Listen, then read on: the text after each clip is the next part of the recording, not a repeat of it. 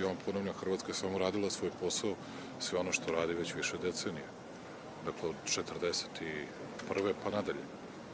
Ništa se tu promenilo nije. Dakle, kako vam je pala NDH na pamet? Ponovit ću vam još jednom. Niste vi ti iz Hrvatske, ni vi, ni vaše rukovodstvo koji ćete da vodite politiku Republike Srbije. Politiku Srbije vodit će građani Srbije preko slobodno izabranih predstavnika, a protiv svih onih koji misle da mogu Srbiji da nameću svoju volju. Dakle, ja sam veoma ponosan na činjenicu da je Srbija slobodna zemlja, slobodarska zemlja i da sama donosi svoje odluke.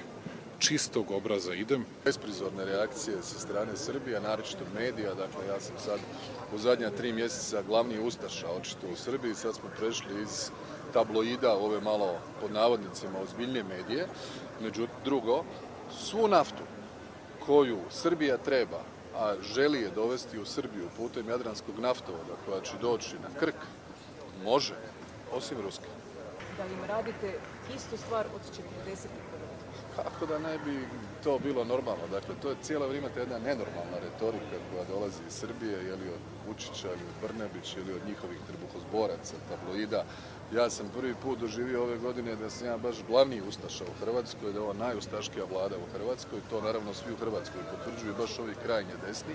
Oni to govore inače stalno. Za njih smo antikristi, komunisti, jugoslaveni i ne znam što, a za ove smo valjda ustaše. Dakle, to je jedna retorika van svih okvira i van svake pameti. Srbija treba poštovati sankcijski režim Europske unije.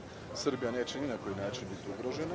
Srbija može kupovati naftu od bilo koga drugoga. Ta nafta može doći u Hrvatsku i Jadranskim naftovodom otići u Srbiju. I to je to. I uostalom